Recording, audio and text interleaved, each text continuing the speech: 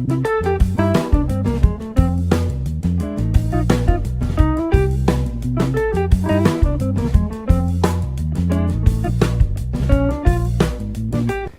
agora eu vou conversar com Ederson Viana. Ele é mestre em administração de empresas, administrador e contador, especialista em auditoria, planejamento, projeto, contabilidade gerencial e controle financeiro. E também é consultor corporativo.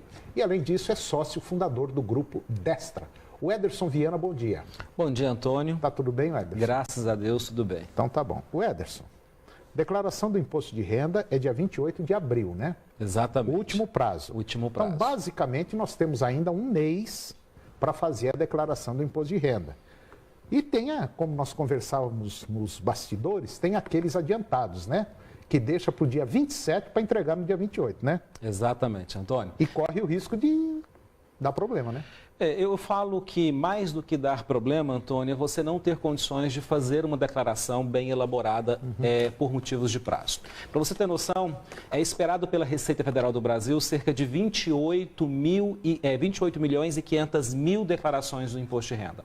Até nesse momento, apenas 5 milhões foram encaminhadas ao leão. 23 milhões ainda faltam? 23 milhões ainda faltam ser recepcionadas pela Receita Federal do Brasil. Bom, isso significa dizer o seguinte, que tem muita gente que corre, tem muita gente que declara por declarar e depois faz a correção. A retificadora. Retificadora, né? Exato. Agora, o Ederson, apareceram algumas perguntas aqui durante a semana, e a primeira pergunta que saiu é o seguinte: qual é mais vantajosa, uma declaração simplificada ou uma declaração completa? E o pessoal pediu para você responder essas perguntas aí, porque tem muita gente que tem dúvida. Excelente pergunta, Antônio. Na verdade, a situação mais vantajosa, ela vai depender da situação do contribuinte. O programa, na verdade, Antônio, ele mostra para você, à medida que você vai preenchendo a sua declaração do imposto de renda, ele vai dando para você qual que é a melhor opção, se é a simplificada, se é a completa. A declaração completa, todos os gastos com saúde e educação, tanto do contribuinte quanto dos dependentes, devem ser discriminados de acordo com as notas fiscais ou os recibos. Então, eu falo que sempre uma tomada de decisão, Antônio, é a seguinte: se eu tive bastante gasto com saúde e com educação, certamente a declaração completa ela vai ser mais interessante para mim. Se eu não tenho nenhum tipo de gasto, certamente o desconto simplificado ele vai ser mais vantajoso. Então, assim, a tomada de decisão depende muito de como é o perfil do contribuinte. Mas uma coisa muito boa, Antônio, é que o programa, à medida em que você vai de fato preenchendo, ele vai te dando a melhor opção, simplificada ou a completa. Uma outra coisa interessante: quem é meu dependente? Quem pode ser o meu dependente? Então, Antônio, dependente, eu sempre falo para as pessoas que, na verdade, é algo assim extremamente complexo e precisa tomar muito cuidado.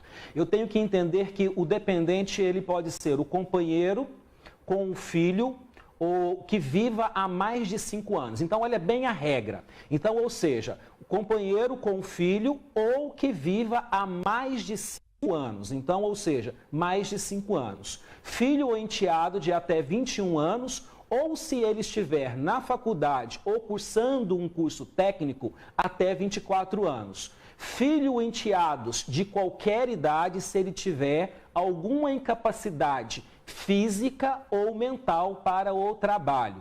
Irmão, neto ou bisneto que tenha guarda judicial até 21 anos ou qualquer idade, Antônio, também se ele tiver algum tipo de incapacidade física ou mental para o trabalho. Então, são regras que precisam ficar muito atentos na hora de decidir, na hora de colocar um dependente. E o próprio imposto de renda, ele já mostra isso, né, Ederson? O próprio imposto de renda, quando você clica na legislação ou clica em dúvidas, ele te traz essas informações para que você possa fazer isso com segurança.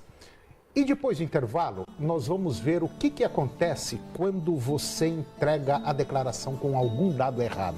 É um minutinho só, a gente volta já. Eu estou de volta conversando com Ederson Viana. E nós estamos falando sobre algumas dúvidas que ainda pairam no ar para você que não fez a declaração do imposto de renda.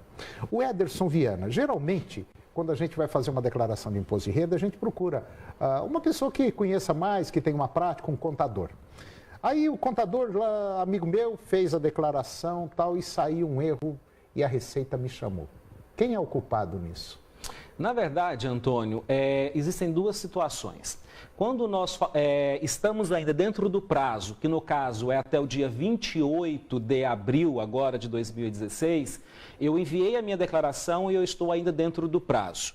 Eu tenho condições de fazer uma retificação na minha declaração e, inclusive, mudar ainda, o formato da declaração. Se eu mandei, por exemplo, completa e eu percebi que para mim é mais interessante a simplificada, eu posso até o dia 28 ainda retificar e mudar a forma da declaração. Se há algum dado errado que eu preenchi, eu também posso fazer uma retificadora e corrijo esse dado que eu inseri de forma errada. Então, ou seja, até o dia 28 de abril eu tenho condições de retificar e, inclusive, de alterar o formato da declaração. Após o dia 28 de abril, eu já não tenho mais essa opção de mudar a forma da declaração entre a declaração simplificada e a declaração completa. Mas eu tenho condições, posterior ao dia 28, de alterar e retificar qualquer dado e qualquer informação que eu tenha, porventura, preenchido de forma equivocada na minha declaração do imposto de renda. Resumindo, então eu não vou ter problema nenhum? Você não tem problema nenhum. Posso ficar tranquilo? Você pode fazer uma declaração retificadora. O Leão, ele vai te cobrar, e aí ele tem 5 anos, inclusive, para te cobrar que você retifique. E aí eu estou sempre dizendo para os contribuintes agora, Antônio, que esse ano de 2007 vai ser um ano de muita malha fina. Em virtude do quê? Que a Receita Federal do Brasil, ela tem já conhecimento da sua movimentação bancária. No momento em que ela cruzar esses dados, muita inconsistência, ela será de fato gerada. Nesse momento vai ter então a malha fina. Então, ou seja, no momento em que eu cair na malha fina, eu já não preciso, inclusive, nem ser notificado pela Receita Federal do Brasil, Antônio. Eu posso entrar já, ver qual que é a inconsistência, retificar a minha declaração e sanar qualquer problema que eu tenha, então, com o Leão. Bom, chegou dia 28, não ficou pronta. Como diz a pessoa sempre fala, o contador me enrolou. Sempre o contador tem culpa, Sempre o né? contador tem culpa, claro. E agora, como é que fica?